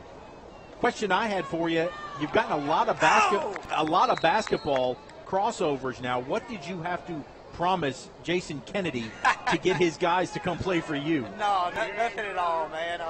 We just talk to them, and we sell them on the truth, which is we're Team Pearl, and we have a handful of athletes that are above average athletes, so to speak, and we need them to be in football in the fall, and basketball in the winter, and baseball, cross country, golf, tennis, whatever else in the spring, and that's just how it is, and that they jumped all in. Jalen, we got him out early summer. Justice Moore, starting over at corner, super excited about both those guys. just glad we could get a couple of them dudes out of that gym that come out here and help us. But then with Leo McIntyre, he's another guy that you've had him, but man, what a team player. I understand that it was just this week that you moved him from tight end and he accepted playing the tackle position. Right. Well, it's something that we kind of joked about in the past, and it just got down. We was in our scrimmage Saturday, and we were trying some different things. I mean, we kind of feel good about some things, but in a scrimmage like that, you usually want to try some things that you need to see on film, to be honest with you. And, we looked over there several times, and Leo was standing right beside me. So, we talked after the game as a staff, and like, Leo is one of our better players. He don't never not need to be on the field. So just talked about it and kind of how to approach it. And, a lot of people would have had a big issue with moving from a so-called skill position to an offensive line position, but his exact words was, Coach, if you think that's what's best for the team, that's what I'll do. And how selfless of that, is that of him? That's huge, and his senior leadership is going to be big for us this year just because he's that type of kid. Coach, we talked a lot about the players. I want to talk about the head coach for a second. How weird has this preseason been for you? Greg and I were joking during pregame warm-ups. It's been so normal to see you out there flipping the ball, running those quarterback drills, and tonight you were standing there with the, your notepad, your folder, just watching things, observing as that head coach does. How weird has this offseason been for you, and what's the transition been like, and even just what has it felt like tonight, just to stand in that head coach role? Man, it's great. It's a dream come true for me, but I think it makes it more special because we hired really, really good people, and I hadn't got to be in the middle of everything. I'm still plenty in the middle of it. A lot of times I'll be walking around practice. I'm a football coach, and that's what I've always wanted to do. And I'll be going around and everybody's in their individual drills, and I'm just walking around from place to place. I'm like, anybody need any help? I'm just passing around water, spraying hands, and but I pick at the coaches. I'll be like, just understand that when I jump in, I ain't doing it because you ain't doing it right. I just got to get in and coach, and I'll jump in and do a drill with a kid. And I stay pretty close to them quarterbacks just because that's always what I've done. And like I said, we've got great coaches, and I trust them, and I know that they're doing exactly what they're supposed to do. And we have a very detailed plan every single day of every single period that we're out here, and they execute that to perfection. And I just can't say enough about those guys and our kids just busting their butt like they have all summer, not even knowing if we're going to have a season, And thank goodness we are out here live on a Friday night. It's pretty special. Justin, your message to the Pirate fans that I know many of them were so disappointed that they're not going to be able to see you guys in person for a while, because of the restrictions. What's your message to them? I say just be patient with us. Take advantage of all the good that PNB, that YouTube, that the Roku, the Amazon Fire Stick, all those, the Facebook, which everybody in America's on that. Take advantage of that stuff and watch these kids, because if they tell me I got to go up in that skybox thing and coach from up there where they can play, I'll do that. Because it's about them. I know football it brings everybody together, and it's a thing that brings everybody together live. But I think you can also do a lot. Just us getting the season is going to be huge. Whether it's live, whether it's you have to watch it from the booth, whether you have to watch it on TV, YouTube, whatever. So I say let's just do all we can to make these kids, be able to do what they enjoy doing and what they've worked really hard to be able to do. All right, finally, first game next week. What's this week kind of preparation? How's it going to go for you?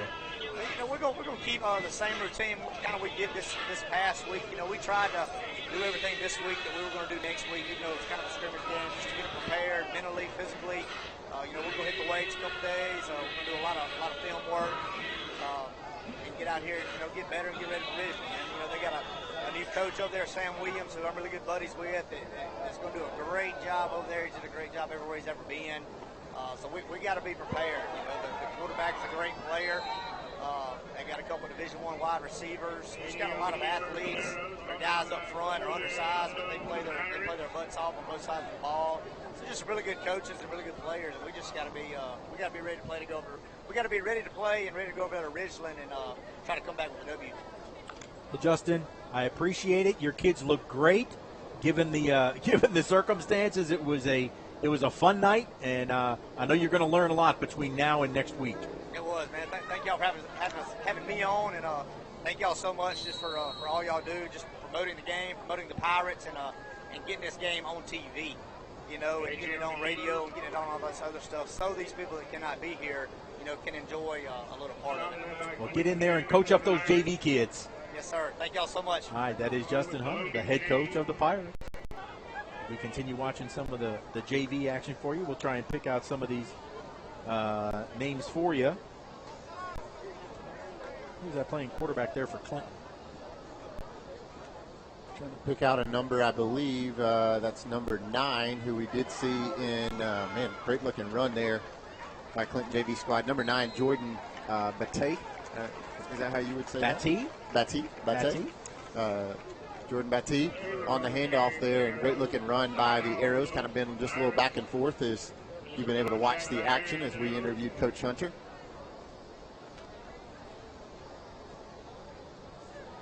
Roy, I've been very impressed with the way Justin has made the transition so far, which can be a little difficult, can it?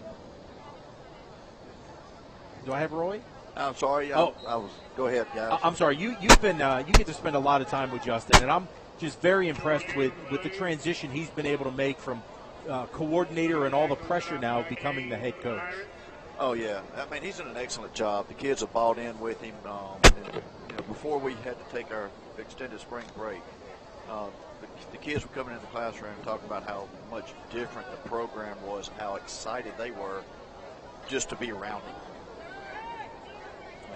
And he's really done a good job of making that transition. So much of coaching about relationships, and that's the one thing that Justin, or one of the many things that Justin was able to bring. There's a big Clinton, run. big breakout here, and they're going to run that one in for a touchdown. That's number 2. Kyler Hutton, the sophomore wide receiver who just turned on the Jets there on the near side. But Justin, with his tenure here and his time with so many of these guys who are underclassmen, now seniors, and he's got the depth of that relationship. And so now it's just kind of about executing the strategy, building relationships with some of the underclassmen. And I agree with you, Greg. He's done a fantastic job, and really excited about what he'll do to right the ship this year. Last year was a really tough year where injury bug literally bit the best of us and ended up with a 6-5 season. And this year, a lot of young guys, but a lot of potential as well. And I want to say something else about Coach Hunter is that he didn't just change the football aspect of these guys. He changed them in the classroom also. He would come in, you never knew when he was going to come into your classroom and check on his players. He walked in, opened the door, and he said, Mr. Harper, sorry to interrupt you, I just want to check on my boys. And he went up and looked at their work to make sure that they were actually working. And, wow. And to me, to all the teachers, that's really special to have the head football coach come in and do that. Well, and that's a great thing that has passed down, that John Perry really, got instilled in everybody. Is it's not just here to play athletics. It's you guys as teachers, as coaches, you're preparing these kids for life after high school, whether it be college or whether they go straight into the workforce, right? Oh yes, and the players and the kids around him, they understand that. They know that this is beyond football. They love football and they want to play football, but what they're learning, they know is going to carry them beyond that. Not all of them go to college, that's for sure. We do a great job of sending these kids off to a lot of JUCO players that may or may not wind up playing Division I football. But then a lot of them, it's right out into the workforce. And so it's those life skills and the culture that they've done such a great job of here at Pearl High School, doing not only in football, but in every one of the sports. Even volleyball, Roy. Yeah, we had a little life lesson in volleyball today. I don't think the girls want to live that life lesson. See, when you get on the professor's bad side, that's trouble. The sweep coming right here to the near side. See some of those guys in there on that tackle. Looked like in there was number 49, Braxton Kemp. Ken Harvey, 31, was also in there. Try to call out some names of some of these guys in there at defensive back right now. Number 38, Z.J. Warner. 33 in at linebacker, that's Cole Coker. 30, Marcus Thompson here playing safety.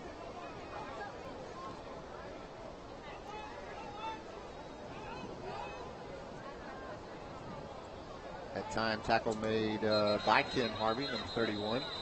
Philip Laster in there on the far side, number 54. 62 and 61 entering the game. 61, Dalen Irwin, both these sophomores. 62, Perryon Shoto. Forgive us if we're butchering a pronunciation or two. Kayan Shoto. Okay, wow. That's why we have the professor here on the sideline.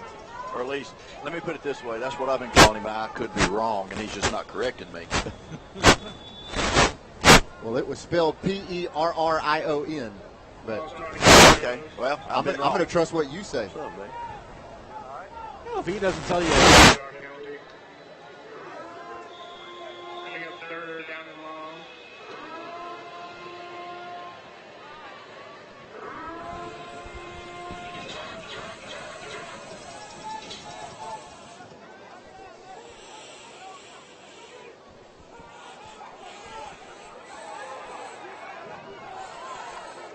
To figure out where Roy can stand and cannot stand with the new headset.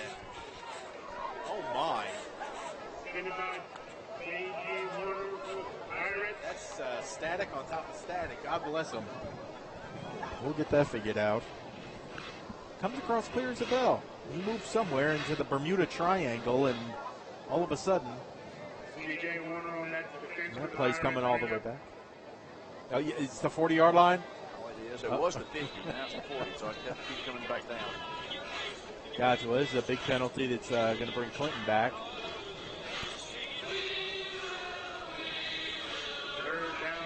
So as it stands right now, the way that the stands are, for all of the fans out there that are curious, that are still with us, every player, every participant in the game is been given 2 tickets. So those are the folks that you see in the stands, family members of the players, and in our case, the dance team as well. Each got 2 tickets because the dance team did perform tonight. And that's the way it's going to be, at least for the foreseeable future. I think that is how it will be next week at Ridgeland. We're just awaiting word from whatever Governor Reed says about how we will be able to go forward. You know, I know colleges right now, it's 25% of capacity. That people will be able to come see games. Right now at high schools, it's just 2 tickets per participant. You know, I think speculating going forward, we'll get up to that 25% at some point, and then hopefully, if the numbers keep going the way they're going, we'd be at 50% to be able to allow fans in. So, unfortunately, unless you are a relative of a participant or a close friend of a participant, general public will not be able to see too many of the Pirate games, I don't think, this year, just because those tickets will go first, and that will count towards the capacity. So we're hoping that we get the capacity up as fast as possible. But again, it's that balance between being safe and getting back to normal. We see that every day, Brian. Yeah, and again, I think what Justin Hunter said in our interview just a few moments ago with him is it's really about the kids. We do have an entertainment and enjoyment value from football, but it's about the kids and allowing them to do what they enjoy to do or what they enjoy doing. Great catch there by the wide receiver and tackle made by number 28 for Pearl. That's Robert Beecham, the senior. But there's a lot of high schools that are not getting the chance to do exactly what the Pirates are getting to do tonight. All JPS schools and a number of other schools throughout the state not getting a chance to have any season, whether it's fans in the stands or not. And so we'll do our best to bring you the highest quality broadcast possible for those of you who want to cheer on the Pirates, and will be joining us on one of our 8 different platforms where we'll be bringing you the 2021 season. There's a run up the middle. So next week, 7 p.m., we'll be on the air at 6:30 with our pregame show, and kickoff against the Ridgeland Titans, back to a more manageable time for everybody to get home from work and get settled and have a little dinner. Will be 7 p.m. We'll take the show on the road over there to Madison County.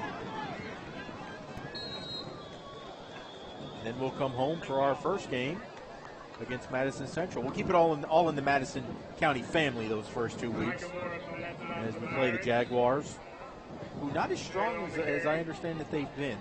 That Holiday guy left, didn't he? Somebody by that name. He doesn't play there anymore, so that's very helpful. Well, it looks like they're going to take a quick break. Let us step aside and thank some of our sponsors. You're watching Pirate Football on PMB Sports. Trusted Choice agents are in many Mississippi communities. They are your friends and neighbors who deliver the right policies at the right price from America's top insurance companies. When you need help with insurance, Newman Insurance Agency delivers. Our professional agents can save you time and money doing the comparison shopping for you, since we represent multiple insurance companies. With superior customer service from Newman Insurance Agency, a trusted choice agency, if it matters to you, it matters to us.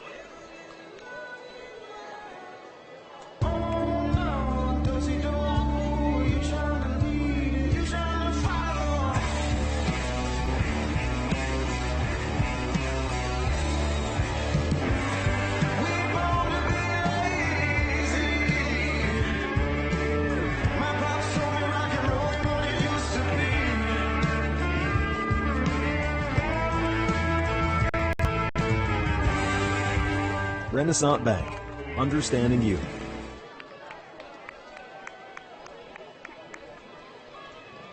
And that will do it. The official scrimmage is over. And the Pirates are 1-0. No, everybody's 1-0. But, you know, thankfully, Roy, for you down on the field, it does not appear we got any, serious injuries tonight. No, nothing serious. Jamari just had a little stinger. He should be back ready to go next week. Talked to the trainer, said he's fine. They just want to be safe. Talked to Tristan. He's out with his little hip flexor. Say little. Big hip flexor.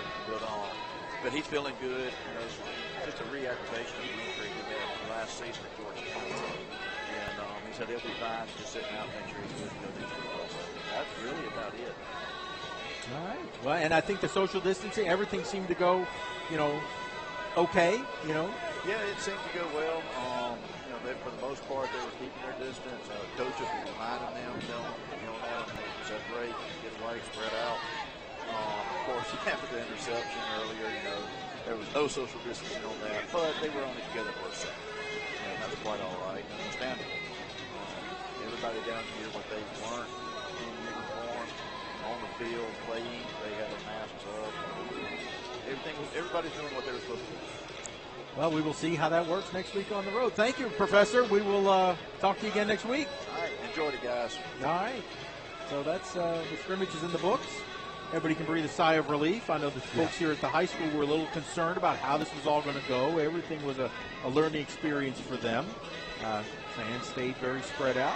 So I think this is doable, even if we have to stay this way. This appears to be doable for the foreseeable future. Absolutely. And as we said, we're going to do our best to bring you live Pearl Pirate football on a number of different platforms. So if you've got grandparents or friends or family or anybody who's interested in watching and supporting our Pirates, share with them all the different platforms that we'll be bringing to you football on. And next week we'll be kicking it off against a really talented Ridgeland Titan football team. Well, we enjoyed you guys being able to tune into the broadcast to see actual football. We were just as excited about that, just to see them actually playing against somebody else. Impressive offensive line. Be fun to watch them grow. It'd be fun to watch Shade Foster grow. I think Roy turned his mic off. That's better. I think the professor cut his mic off. Woo! That was bad. I don't know if you all heard that. I'm deaf. It was rough on ours. I'm deaf. But I think it's going to be fun to watch this offense grow together and gel. Absolutely. And if you're Justin Hunter, you got to be really excited about the talent that you've got. Alex Spires, guy stepping up like that. Jalen Kendrick had a touchdown reception tonight. And that doesn't even mention DeQuavian Shoto and Jerry J. Bird Johnson or Jamari Thompson. So a lot of talent that Justin Hunter will just have to work the pieces around and hope that those big guys up front who are learning and getting experience will be able to protect and open up some holes. Well, we look forward to next week. We will be at Ridgeland. Again, we'll be on the air at 6:30 next Friday night with kickoff at 7 o'clock between the Titans and your Pirates. For the professor, Roy Harper, and for Bryant May, I'm Greg Flynn. Remember, folks, every day is a great day to be a Pirate.